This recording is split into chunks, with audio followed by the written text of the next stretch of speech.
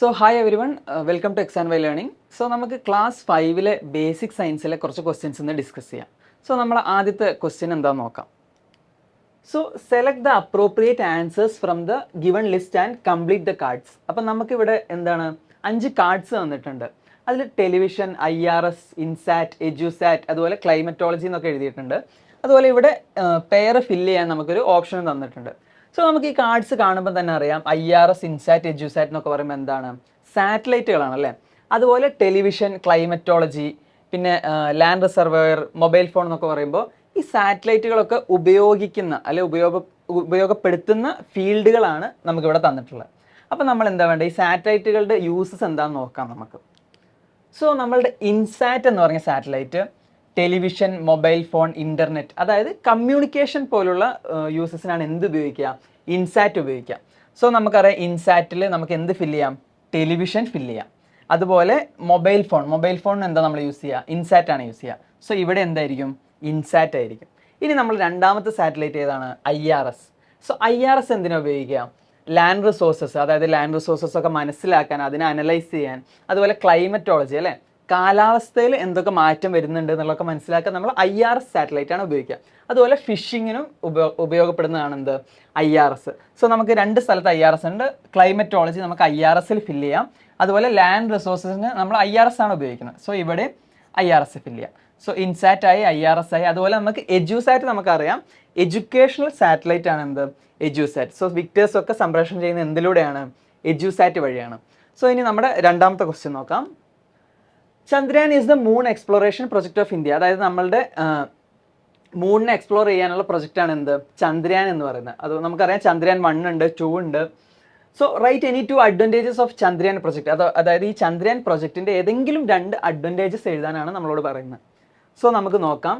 ചന്ദ്രയാൻ്റെ പ്രധാനപ്പെട്ട ഒരു കണ്ടെത്തൽ എന്തായിരുന്നു, the presence of water on the moon was detected by Chandrayaan. Chandrayaan project വഴിയാണ് നമ്മൾ എന്ത് മനസ്സിലാക്കിയത്, മൂണ്, അതായത് ചന്ദ്രൻ്റെ ഉപരിതലത്തിൽ വാട്ടർ, ജലത്തിൻ്റെ പ്രസൻസ് ഉണ്ടായിരുന്നു എന്നുള്ളത്.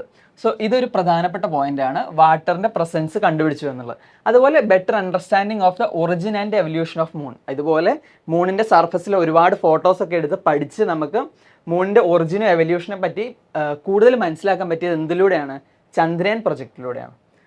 ഇപ്പോൾ നമ്മളെ അടുത്ത ചോദ്യം നോക്കാം. Which day is observed as moon day. അതായത് ചാന്ദ്രദിനം എന്ന് അറിയപ്പെടുന്ന ദിവസം ഏതാണ്. സോ നമുക്ക് നോക്കാം. ജൂലൈ 21 ആണ് നമ്മൾ എന്തായിട്ട് ആഘോഷിക്കുന്നത്, ചാന്ദ്രദിനമായിട്ട്. അതെന്തുകൊണ്ടാണെന്ന് നമുക്കൊന്ന് വായിച്ചു നോക്കാം. July 21 is celebrated as moon day when man first set foot on the moon. അതായത് ചന്ദ്രൻ ആദ്യമായിട്ട് മൂണിൽ ഇറങ്ങിയ ദിവസം എന്താണ്, ജൂലൈ 21 ആണ്. അതായത് അമേരിക്കൻ ആസ്ട്രോണറ്റ്സ് ആയ നീൽ ആംസ്ട്രോങ്, എഡ്വിൻ ആൽഡ്രിൻ, അതുപോലെ മൈക്കിൾ കോളിൻസ് അടങ്ങുന്ന സംഘം ചന്ദ്രനിലേക്ക് പോവുകയും ജൂലൈ 20 1969 ജൂലൈ 20 എവിടെ എത്തി, മൂണിൻ്റെ സർഫസിലെത്തി. അപ്പോളോ 11 ആണ് അവർ ഉപയോഗിച്ചിരുന്ന വാഹനം. അതുപോലെ ജൂലൈ 21 എന്ത് ചെയ്തു, ആംസ്ട്രോങ് ആദ്യമായിട്ട് ചന്ദ്രനിലേക്ക് ഇറങ്ങി. അപ്പോൾ അതുകൊണ്ട് നമ്മൾ ജൂലൈ 21 എന്തായിട്ട് ആചരിക്കുന്നു, മൂൺ ഡേ ആയിട്ട് ആചരിക്കുന്നു. സോ നമ്മുടെ അടുത്ത ചോദ്യം നോക്കാം. Which among the following groups are use to observe solar eclipse safely. അതായത് സോളാർ എക്ലിപ്സ്, സൂര്യഗ്രഹണത്തിൻ്റെ സമയത്ത് നമ്മൾ പറയും നേരിട്ട് നോക്കരുത്, നേരിട്ട് സൂര്യനെ നമ്മൾ കുറേ നേരം വീക്ഷിക്കരുതെന്ന് പറയും. എന്താണെന്ന് വെച്ചാൽ അന്നേരം വെളിച്ചം കുറവായിരിക്കും. അപ്പോൾ നമ്മളുടെ കണ്ണെന്ത് ചെയ്യും, കൂടുതൽ ലൈറ്റിനെ ഉള്ളിലോട്ട് എടുക്കാൻ നോക്കും. ആ സമയത്ത് UV റേസ് ഒക്കെ കൊണ്ട് നമുക്ക് എന്ത് സംഭവിക്കും, നമ്മുടെ കണ്ണിന് ഡാമേജ് സംഭവിക്കും. അതുകൊണ്ടാണ് നമ്മൾ എന്ത് പറയുന്നത്, സൺലൈറ്റ് നമ്മൾ ഡയറക്റ്റ് നോക്കരുത്, അല്ലെങ്കിൽ എക്ലിപ്സിൻ്റെ സമയത്തൊക്കെ നമ്മൾ എന്തെങ്കിലും ഉപയോഗിക്കണം, എന്തെങ്കിലും ഫിൽറ്റേഴ്സ് ഉപയോഗിക്കണമെന്ന്. സോ നമുക്ക് നോക്കാം. Solar eclipse should be viewed only by using solar filters. അതായത് സൂര്യഗ്രഹണം നമ്മൾ സോളാർ ഫിൽറ്റേഴ്സ് ഉപയോഗിച്ച് മാത്രമേ നോക്കാൻ പാടുള്ളൂ. അല്ലെങ്കിൽ എന്താണ്, റിഫ്ലക്ഷൻ മെത്തേഡ് അല്ലെങ്കിൽ ട്രാൻസ്മിഷൻ മെത്തേഡൊക്കെ യൂസ് ചെയ്തിട്ട് നമ്മൾ എന്ത് ചെയ്യാൻ പാടുള്ളൂ, സോളാർ എക്ലിപ്സ് വീക്ഷിക്കാൻ പാടുള്ളൂ. ഇപ്പോൾ ഇവിടെ നമുക്കറിയാം സോളാർ ഫിൽറ്ററാണിത്. അതുപോലെ അതിൻ്റെ ഒരു ഗ്ലാസ് ആണ്. പിന്നെ ഇവിടെ നമ്മൾ ടെലിസ്കോപ്പ് വെച്ചിട്ട് എന്ത് ചെയ്യും, ഇതിനെ ഒരു സ്ക്രീനിലേക്ക് പ്രൊജക്റ്റ് ചെയ്യും. അതുപോലെ നമ്മളൊരു പിൻഹോൾ ക്യാമറയുടെ ഒരു ഉപകരണം പോലെ നമ്മൾ എന്ത് ചെയ്യാൻ പറ്റും, നമുക്ക് ഇതിനൊരു സ്ക്രീനിൽ പ്രൊജക്റ്റ് ചെയ്തിട്ട് കാണാൻ പറ്റും. അപ്പോൾ നമുക്ക് മേലെ തന്നിട്ടുള്ളതിൽ എന്തൊക്കെ ഉപയോഗിക്കാം, ഗ്രൂപ്പ് 2 ഉപയോഗിക്കാം അല്ലേ. ഗ്രൂപ്പ് 2ൽ നമ്മൾ സോളാർ ഫിൽറ്റേഴ്സും കാര്യങ്ങളൊക്കെ ഉപയോഗിക്കാം. അതുപോലെ ഗ്രൂപ്പ് 4 ഉപയോഗിക്കാം. പക്ഷേ ഗ്രൂപ്പ് 3 സൺഗ്ലാസ് പോലുള്ള നമുക്ക് ഡയറക്റ്റ് യൂസ് ചെയ്യാൻ പറ്റില്ല. അതുപോലെ നമുക്ക് ബൈനോക്കുലറൊക്കെ വെച്ച് നേരിട്ട് നമ്മൾ നോക്കാൻ പാടില്ല. ആൻഡ് നമ്മുടെ അടുത്ത ക്വസ്റ്റ്യൻ നോക്കാം. The different types of solar Eclipse are given above. ഇപ്പോൾ നമ്മൾ തൊട്ട് മുന്നേ പറഞ്ഞ പോലെയുള്ള സൂര്യഗ്രഹണത്തിൻ്റെ ഡിഫറെൻറ്റ് ടൈപ്സ് ഇവിടെ തന്നിട്ടുണ്ട്. വിച്ച് ആർ ഇത് ഏതാണെന്ന് കണ്ടുപിടിക്കാനാണ്. നമുക്കറിയാം സൂര്യഗ്രഹണ സമയത്ത് നമ്മുടെ സൂര്യനെ മറച്ചുകൊണ്ട് ആര് വരും? ചന്ദ്രൻ വരും. അപ്പോൾ ഫോം ചെയ്യുന്ന ഷേപ്പുകളാണ് ഇതൊക്കെ. സോ ഇതെന്താണ് എന്നാണ് ചോദിക്കുന്നത്. അപ്പോൾ നമുക്ക് ഈ ഇമേജസ് കാണുമ്പോൾ തന്നെ അറിയാം എന്താണ് റിംഗ് സോളാർ എക്ലിപ്സ്, അതായത് വൃത്തത്തിലുള്ള എന്താണ് സൂര്യഗ്രഹണമാണ് നമ്മൾ ആദ്യത്തെ ചിത്രം. അതുപോലെ അടുത്തത് എന്താണ് പാർഷ്യൽ അല്ലേ, ഇത് മുഴുവനായിട്ട് വന്നിട്ടില്ല. സോ ഇതിന് നമ്മൾ എന്താ പറയുക? Partial solar eclipse. സോ നമ്മുടെ next question, choose the right statement from the following. താഴെ തന്നുള്ള ശരിയായത് ഏതാണെന്നാണ് ചോദിക്കുന്നത്. അപ്പോൾ ഞാനിത് എക്സ്പ്ലെയിൻ ചെയ്തുതരാം. When the shadow of the moon falls on the earth it is called lunar eclipse. അതായത് ചന്ദ്രൻ്റെ നിഴല് ഭൂമിയിൽ പതിക്കുമ്പോൾ അത് ലൂണാർ എക്ലിപ്സ് ആണ്. ഇനി അതേപോലെ ചന്ദ്രൻ്റെ നിഴല് ഭൂമിയിൽ പതിക്കുമ്പോൾ അത് സോളാർ എക്ലിപ്സ് ആണെന്നാണ് ഓപ്ഷൻ ബി പറയുന്നത്. ഇനി option C, when the shadow of the earth falls on the moon it is called lunar eclipse. അതായത് ഷാഡോ ഓഫ് ദ എർത്തിൻ്റെ ഷാഡോ മൂണിൽ ഫാൾ ചെയ്യുമ്പോൾ അത് ലൂണാർ എക്ലിപ്സ് ആണ്. അല്ലെങ്കിൽ when the shadow of the sun falls on the earth it is called solar eclipse. So നമുക്ക് solar എക്ലിപ്സും ലൂണാർ എക്ലിപ്സും എന്താണെന്ന് ബേസിക് ആയിട്ടൊന്ന് നോക്കാം. സോ സോളാർ എക്ലിപ്സ് എന്ന് പറയുമ്പോൾ സൂര്യനും ഭൂമിക്കും ഇടയിൽ ആര് വരും? മൂൺ വരും. ഇപ്പോൾ നമ്മൾ തൊട്ട് മുന്നേ റിംഗ് സോളാർ എക്ലിപ്സ് അല്ലെ പാർഷ്യൽ സോളാർ എക്ലിപ്സ് ഒക്കെ ഉണ്ട്. ഇപ്പോൾ നമുക്കറിയാം സൂര്യനുണ്ട്, സൂര്യനെ മറച്ചുകൊണ്ട് ആര് വരും? മൂൺ വരും. അങ്ങനെയാണ് എന്ത് അതാണ് എന്ത് സോളാർ എക്ലിപ്സ്. സോ സോളാർ എക്ലിപ്സിൻ്റെ സമയത്ത് മൂണിൻ്റെ ഷാഡോ ആണ് നമ്മളുടെ എർത്തിൽ വന്ന് പതിക്കുക. സോ മൂണാണ് നടുക്ക് നിൽക്കുന്നത്. നമ്മൾ ലൈറ്റ് എവിടുന്ന സണ്ണിൽ നിന്നാണ് ലൈറ്റ് എമിറ്റ് ചെയ്യുന്നത്. സോ മൂണിൻ്റെ ഷാഡോ എർത്തിൽ വരുമ്പോഴാണ് എന്ത് സോളാർ എക്ലിപ്സ് സംഭവിക്കുന്നത്. ഇനി ലൂണാർ എക്ലിപ്സ് ആകുമ്പോൾ ആരാ നടുക്ക്? എർത്തായിരിക്കും നടുക്കുണ്ടാവുക. സോ എർത്തിൻ്റെ ഷാഡോ എവിടെ വരും? മൂണിൽ വരും. സോ എർത്തിൻ്റെ ഷാഡോ മൂണിൽ വരുമ്പോൾ ലൂണാർ എക്ലിപ്സ് ആണ്. സോ നമ്മുടെ തൊട്ട് മുന്നത്തെ ക്വസ്റ്റ്യനിൽ shadow of earth falls on the moon, എർത്തിൻ്റെ ഷാഡോ മൂണിൽ ഫാൾ ചെയ്യുമ്പോൾ എന്താണ്? ലൂണാർ എക്ലിപ്സ് ആണ് സംഭവിക്കുക. ഇനി നമ്മുടെ നെക്സ്റ്റ് ക്വസ്റ്റ്യൻ, the picture drawn by a child related to the image formation inside the eye is given below. അതായത് കണ്ണിനുള്ളിൽ ഇമേജ് ഫോം ചെയ്യുന്നത് പോലെ ഉള്ള ഒരു ഇമേജ് ഇവിടെ ഹാൻഡ് ലെൻസ് ഉപയോഗിച്ചിട്ട് ഒരു മരത്തിൻ്റെ ഇമേജ് ഇവിടെ വരച്ചിട്ടുണ്ട്. സോ ഇതിൽ find out the mistakes in the picture. ഇത് എന്തൊക്കെയാണ് തെറ്റുള്ളതെന്നാണ് നമ്മൾ ചോദിക്കുന്നത്. സോ നമുക്ക് ഇതും കണ്ണിൽ ഉണ്ടാവുന്ന ഇമേജ് ഫോർമേഷൻ നമ്മൾ കമ്പയർ ചെയ്ത് നോക്കാം. സോ ഒരു ഇമേജ് കണ്ണിൽ ഫോം ചെയ്യുമ്പോൾ ഇവിടെ ഒബ്ജക്റ്റ് ഉണ്ട്. സോ നമുക്കറിയാം എന്തായിരിക്കും? ഇൻവേർട്ടഡ് ആയിരിക്കും. സോ അപ്പോൾ ഇവിടുത്തെ ആദ്യത്തെ തെറ്റെന്താണ്? ഇത് ഇൻവേർട്ടഡ് അല്ല, നേരെ തന്നെയാണ് വരച്ചിട്ടുള്ളത്. അതുപോലെ രണ്ടാമത് ഇത് ചെറിയ ഇമേജ് ആയിരിക്കും. നമ്മുടെ കണ്ണിൻ്റെ റെറ്റിനയുടെ ഭാഗത്ത് ഇമേജ് ഫോം ചെയ്യുമ്പോൾ എന്തായിരിക്കും? ചെറിയൊരു ഇമേജ് ആയിരിക്കും ഫോം ചെയ്യുക. സോ ഇവിടെ രണ്ടാമത് എന്താ തെറ്റ്? ചെറിയ ഇമേജ് അല്ല, ഇതേ സെയിം സൈസിലാണ് വരച്ചിട്ടുള്ളത്. സോ ഇതാണ് നമ്മളുടെ ഈ ചിത്രത്തിലുള്ള രണ്ട് തെറ്റുകൾ. ഇനി നമുക്ക് അടുത്ത ചോദ്യം നോക്കാം. What information do we get of an object through the eyes? അതായത് നമ്മൾ കണ്ണുകൊണ്ടൊരു ഒബ്ജക്റ്റ് കാണുന്നു. നമ്മളിപ്പോൾ ഒരു പെണ്ണ് കാണുന്നു, അല്ലെങ്കിൽ ഈ ചിത്രത്തിൽ നമ്മളൊരു പൂവ് കാണുന്നു. നമ്മൾ എന്തൊക്കെ ഇൻഫർമേഷനാണ് നമുക്ക് ഈ ഒബ്ജക്റ്റിനെ പറ്റി അറിയാൻ പറ്റുക എന്നുള്ളതാണ് അടുത്ത ക്വസ്റ്റ്യൻ. സോ നമുക്ക് നോക്കാം. We can detect the location or the position. അതായത് നമുക്ക് ആ ഒബ്ജക്റ്റിൻ്റെ ലൊക്കേഷൻ അല്ല അതിൻ്റെ പൊസിഷൻ എത്ര ദൂരത്താണ് നമുക്ക് മനസ്സിലാക്കാൻ പറ്റും. ഇപ്പം ഞാനിവിടെ നിൽക്കുമ്പോൾ എൻ്റെ ഈ പെണ്ണ് എൻ്റെ തൊട്ടടുത്താണ്. അതുപോലെ നമ്മളിപ്പോൾ ഒരു വലിയ ഗ്രൗണ്ടിൽ ദൂരെ ഒരു മരം കാണുമ്പോൾ നമുക്കറിയാം അത് ദൂരെയാണ്, അത്രയും ദൂരത്തു നിന്നാണ് നമുക്ക് ആ ഇമേജ് കാണുന്നതെന്ന് മനസ്സിലാവും. ഇനി അതുപോലെ അപ്പിയറൻസ്, അതായത് how it looks, colour, shape, അതായത് അതിൻ്റെ അപ്പിയറൻസ് നമുക്ക് മനസ്സിലാവും. അതായത് അത് എങ്ങനെയാണ് കാണാൻ, അതിൻ്റെ ഷേപ്പ് എന്താണ്, അതുപോലെ അതിൻ്റെ കളർ എന്താണെന്നൊക്കെ നമുക്ക് കാഴ്ചയിലൂടെയാണ് നമ്മൾ മനസ്സിലാക്കുന്നത്. അതുപോലെ മൂവ്മെൻറ്റ് ഓഫ് ആൻ ഒബ്ജക്റ്റ്, ഇപ്പോൾ ഒരു ഒബ്ജക്റ്റ് മൂവ് ചെയ്യുന്നുണ്ടോ ഇല്ലയോ നമ്മളെങ്ങനെ മനസ്സിലാക്കുന്നത്? കാഴ്ചയിലൂടെയാണ് മനസ്സിലാക്കുന്നത്.